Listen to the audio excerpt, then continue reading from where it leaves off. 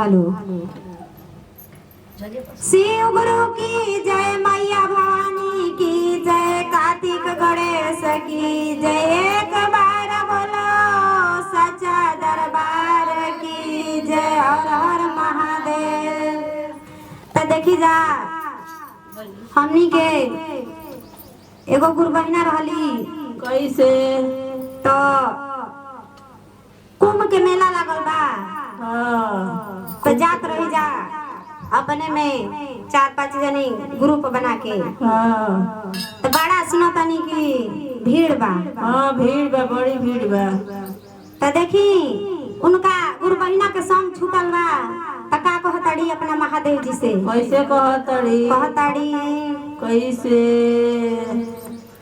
अरे घरवा से चलने गुरुजी चारी गो सखिया वाले, चारी गो सखिया वाओ, बिचड़ी में संगवा छूटी गोरी मेरा किया हो, बिचड़ी में संगवा छूटी गोरी मेरा।